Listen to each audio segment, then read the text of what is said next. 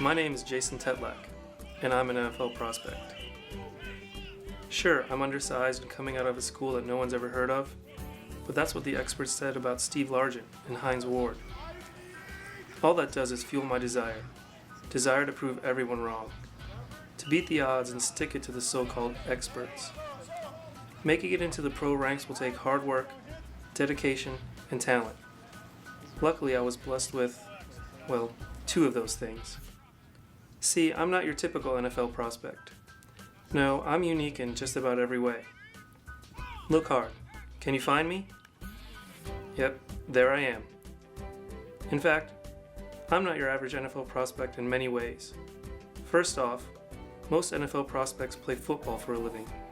I'm an elementary school art teacher. Second of all, most NFL prospects are 21 years old. I'm 31. Third of all, and perhaps most amazing, I've never played a down in my life.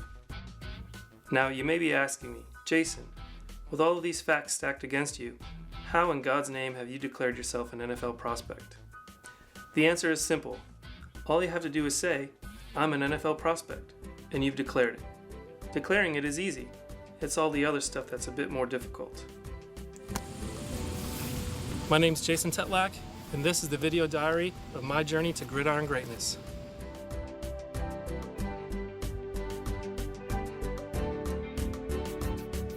So, where did the journey begin? And I'll tell you, it began with an innocent comment we've all heard a million times. Damn! I could have caught that. You suck. Soon I noticed that every guy in the place was making similar asinine claims. Come on! I could have made that tackle. I've seen my grandma throw a better block.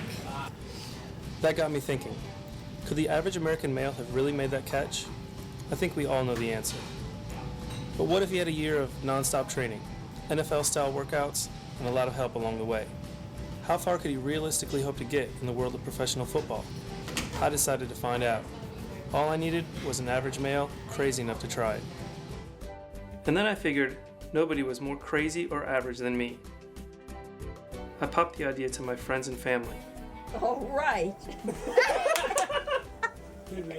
April Fools, huh?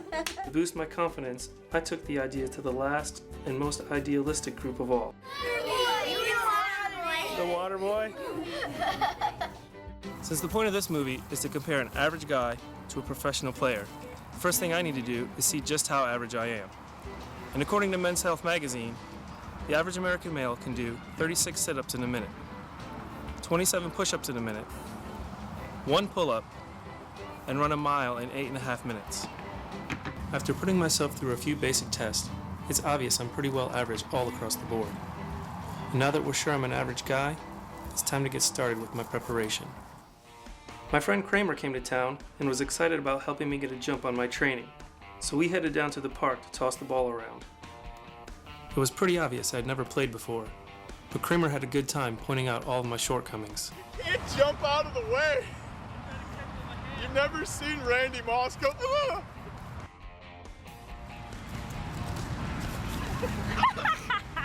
But as it turns out, Kramer sucked even worse than me. It's slippery out here.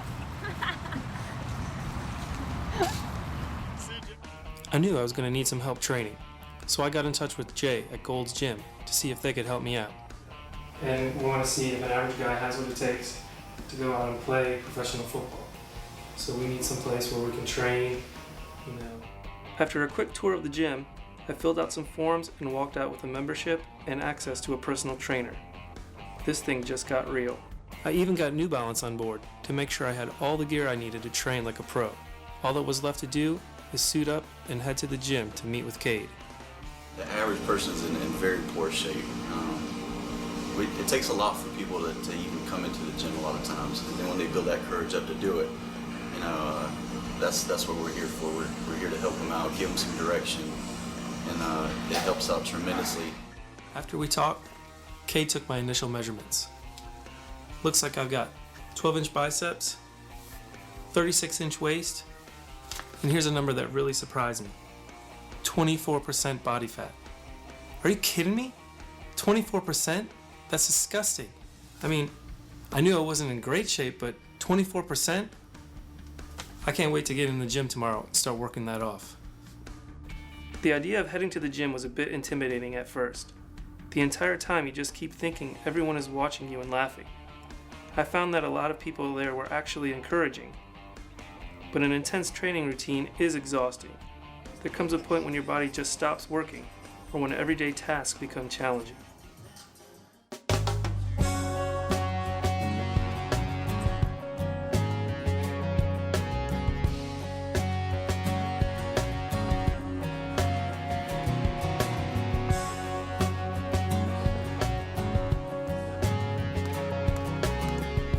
Soon my body began to adjust to the routine, and working out began to feel comfortable and rewarding.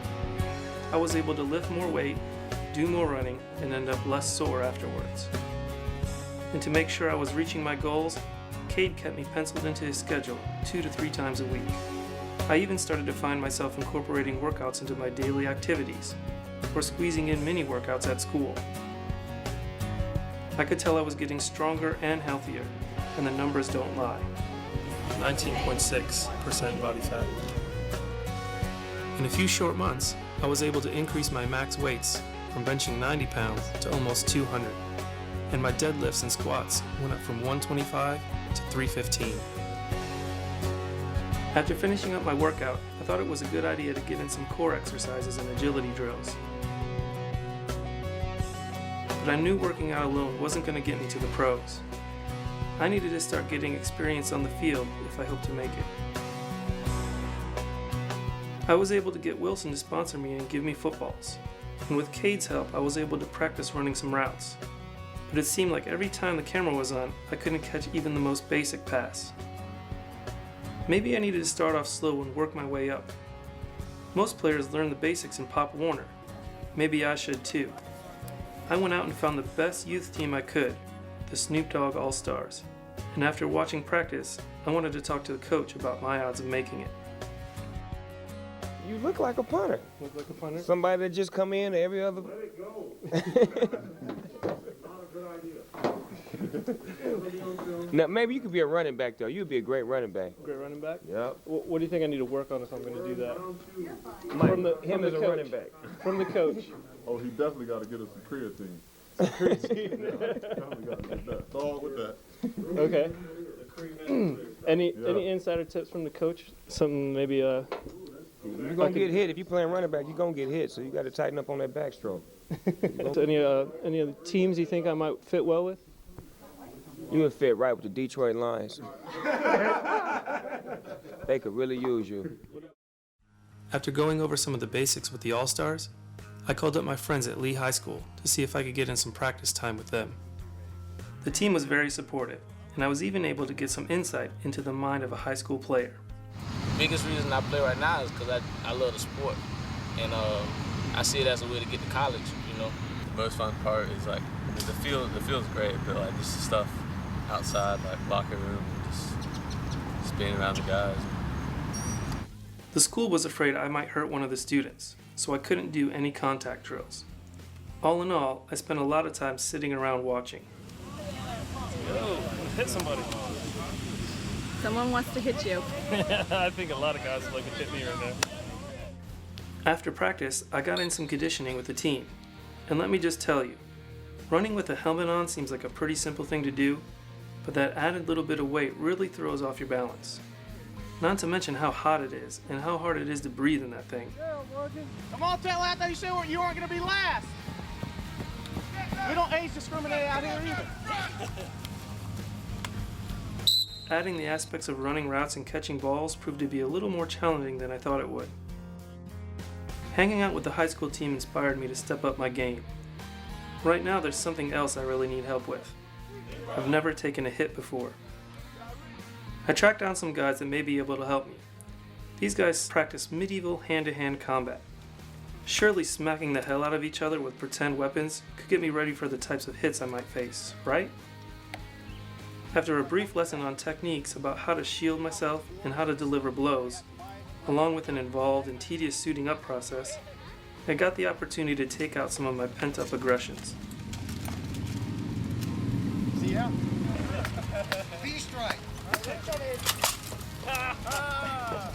Unfortunately, my lack of experience, coupled with the limited mobility and the added weight of the gear, made me more of a target than a participant. You'd think with all that armor you wouldn't feel much, but that really wasn't the case. Okay, so wearing a helmet I think is probably one of the major things I'm going to have an issue with, because being able to see, like, I felt like I was blind. He was just beating on me, like, I couldn't even stop him. And just the sheer weight of things, like, I know he said this is kind of similar to the weight of football pads, and I'm just not used to carrying this around. I'm exhausted, and it's hot with a helmet on. I'm sure a football helmet is probably the same way. I mean, it's not even really a very hot day for Florida, and I'm exhausted. I'm dripping. I just want to lay down, but I don't think I can even get back up in this stuff. So. It just so happens that my neighbor is a star member of the high school team's defense. So after getting my hands on some equipment, he agreed to come out to the park and show me the ropes.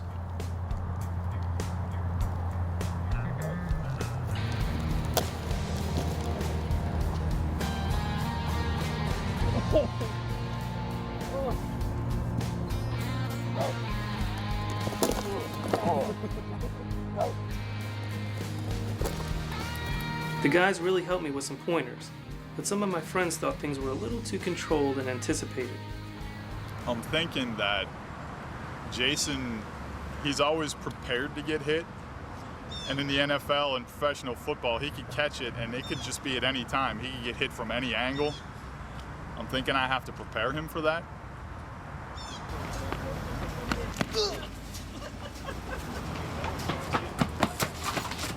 Just getting started. After working out with the high school kids, I realized I was at a disadvantage, because most players spend years getting used to wearing pads. To speed up my adjustment to having on all that gear, I started to wear it all the time. Plus it kept me safe from any more of those random hits I might have coming.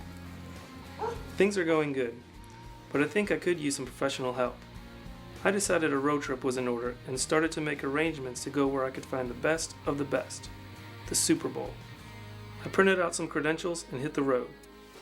My first stop was on the red carpet for the Dwight Freeney Super Billiards Tournament, where I got a chance to speak with a number of NFL players about my chances in the league. Do you have any suggestions about what I should be doing to get ready? Can you place hold? Place hold? Sure, I could catch a snap, I think. That's a big part. It's a big one. Yeah. Looking at me, what should I do? You look like you should be a kicker or a punter. Kicker or a punter? Yeah. I'm getting that a lot, actually. Really? The Bucks have any spots open I might fit into? There's always spots open. You know, every day somebody's getting released. Every day somebody's getting brought. So, I think the thing you do is just go and try out. If the coaches like you, then they're pretty much going to sign you. What should I work on in between now and then? Probably your speed. Most important thing, speed? Yeah, speed. So, you can get your 40 time down, and I think you have a good chance. You should be hitting the gym first and foremost. And secondly, I would probably watch as many old school football classic films you could watch just to kind of learn a little bit about the game. The next day, I swung by a flag football game to speak with even more players and VIPs. Doug Flutie was quarterbacking one of the teams and had a lot of great ideas for me. We're here documenting my transition from being a public school teacher to playing in the NFL, and I was wondering if you have any suggestions as a quarterback for me to work on if I want to be a wide receiver. Well, number one, your study skills are there, so you're all set, and that's the biggest challenge in anything. Is the guy's got to learn to study and learn to run their plays correctly and do all that. Okay. Then you're in trouble. Then you're without a paddle. You're up that, what is it, a creek? Yeah, without that, yeah, that's a paddle and that's a creek and you're up it. Okay. Now, But you can slow them to death. You can do the fake hamstring, break out. Very good. You can do the hurt back curl. So those will work for you. Very good. Well, I appreciate the tips and good luck out there today. Okay. Appreciate it. During a break in the action, I spoke briefly with Chad Ochocinco. I'm out here trying to get some tips from some of the guys of what I might need to work on. Let me see. Speed and transition. Speed and transition. That's all you need. That's all you need. That's all you need. How fast are you in the 40? 40 doesn't matter. Doesn't matter. It's just, there's a very bad thing about everyone thinking that it's about being fast. But what's the point of being able to run in a straight line if you can't stop and go left and right? The game of football is about angles. It's not about running straight. Okay, so forget running to 40. I shouldn't even bother timing it. Just practice running. Being routes. able to run at full speed and stop on a dime is the key. Being able to speed and transition. That's why I just said it. Nothing else really matters. I felt like I was having trouble fitting in with the players. So I asked Brian Baumgartner from NBC's The Office to give me some tips on how I might at least act like a player. Tall shoes. I think that would help. Yeah. So I just need to be like, get really high up No, you can't. Not tiptoes. Right. No, Just get some stilts. tall shoes. Yeah, that Okay. would help. And I don't know. You could go to the buffet table like maybe one extra time. So Right. tall shoes. Go to the buffet table an extra time, and I think that would help. That would help. Yeah. It wouldn't necessarily get me there, but at least I would fit in a little bit more. I would look more like a... You would. Yeah. And also, when you sit down, you got to sit like this. Right. Like I don't care about anything. Stare straight ahead. That would help too. All right. Then some fans who overheard what I was doing started to give me advice. Have you ever tried Madden football? Do you think that would help? That might It might be a good start. Or even, if you don't want to get that technical, remember that game that it was like an electric game because and the guys moved around? Plug that in, it's real simple. All you got to do is watch. Just when I thought I had all the interviews I was going to need, I spotted someone who could really help my NFL career. Super agent Drew Rosenhaus. Getting him on my side would give me a real edge and probably guarantee me a foot in the door with a number of NFL teams. I'm a school teacher here, and we're documenting me transitioning to being a... One second. Phone call. Sorry. Apparently Drew knows how little school teachers make and wasn't interested in his 3%. No big deal. I was off to the Diddy party. As it turns out, I wasn't actually on the guest list, but I was given access to the red carpet, and things were certainly crazy. I had to fight for a spot with all of the media outlets that were there, but I did get some advice from a few more big names about trying out for the NFL. I think you need to get in shape so you can go out there and run routes all day, and then work on the hands. So, man, get in the gym, man. You have to work on your punting and your long snapping. I'm trying out for the NFL next year. Any advice on what I could work on? Yeah, don't do it. So, Super Bowl weekend wasn't a huge success for me, and some of the guys didn't take me too seriously. But that just means it's time for me to get back to my training.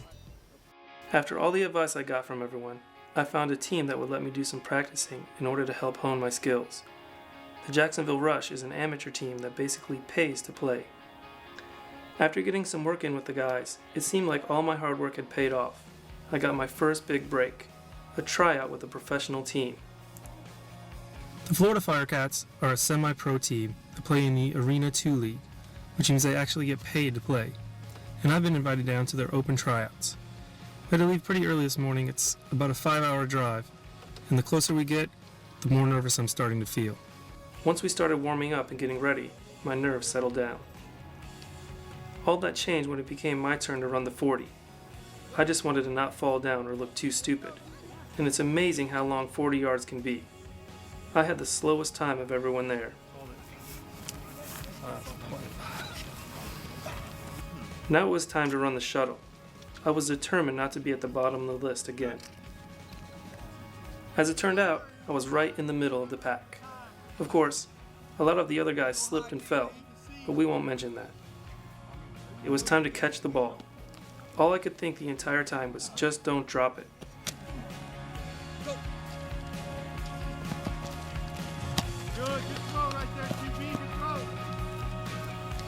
Then things got really hectic. 3 receivers with defenders. I don't know how anyone keeps track of what's going on. It was all I could do to remember where I was supposed to go. All in all, things went pretty well, I thought. But I did leave the coaches with a bad final look.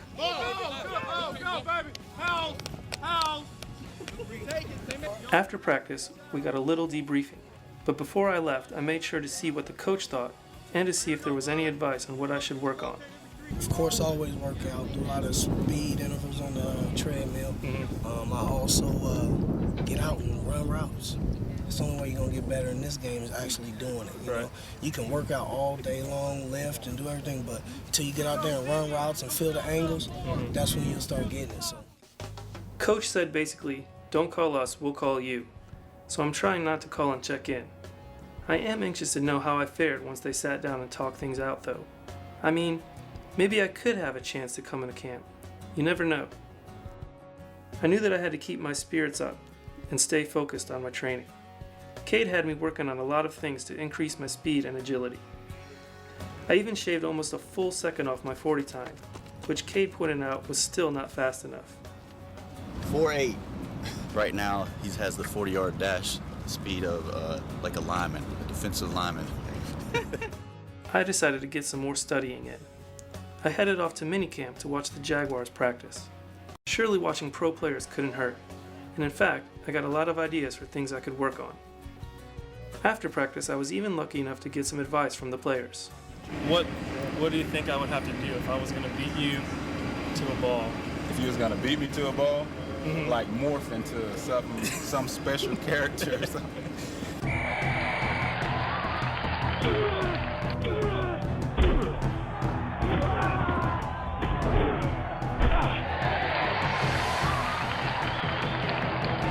You might be like, Rudy, like nobody covered him and you're wide open. Yeah. The only thing you have to catch the ball when it hits you in your chest. You got to have good hands to get off the jam, because that's what you got to work with a lot in there. And just being poised under pressure, being poised when the ball's coming your way, just make the play. If it's routine, you should make it. Okay, so I wouldn't be the guy going down deep? the field deep, right? So I won't have to worry about working on my speed you would too work much. I mean, the intermediate routes. Okay. Because you're not a tall target. Okay. So it'd be hard to find you. The further you get down the field, the shorter you get. Right. So. Okay. Well, I appreciate all of it. No problem. Good luck. Thank you. Hope it's not with this team. The new season of football is ready to begin. And to be honest, I truly thought at this point I would have suited up with someone. Don't get me wrong, I was 80% sure that I wouldn't make a team, but I thought for sure someone would let me try. Sitting on my couch watching the season get underway just emphasizes for me the difficulty of even getting a chance to have a shot at making it in the NFL. The average person would have, I would say, less than 1% opportunity of doing that. It's because it's so difficult and there's so much technique that's involved, and the size and the speed. Say you do have the size and the speed, you're not the average person, you're above average as far as size and speed because you never played football. The skill set you got to have, the attitude, the work ethic, is kind of like, sometimes people, a great analogy would be, I can sit there and watch a great artist paint a picture. You can give me the brush, you can give me the paint, the same canvas, everything, but I can never produce that picture that you produced. And guys watch this game, they think, well, I can go catch a ball and I can go do this. Well, they walk out there and they get their head knocked off one time. They're going to see this is a whole different level. I found that only 5.6% of high school seniors will get a chance to play in the NCAA. And only 2% of college seniors will ever play in the NFL. So that's 0.09% of high school players that will ever make it. 9 out of every 10,000. With odds like that, it's no wonder that most guys end up like me, wondering what it would have been like to be out on the field. But after all the training I went through, I think I'll take the advice many people gave me. I'll stick to what I know best, and just watch someone else take the hits.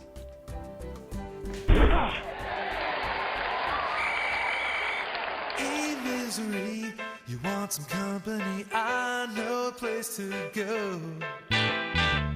Seen sunny days, I watch them fall away. I wanna end up where couldn't wait for clouds and so I could sing sad songs again. Yeah. Hey misery, you want a piece of me? I'll take a walk with you. I've seen happy days, I let them fall away, praying for summer's end.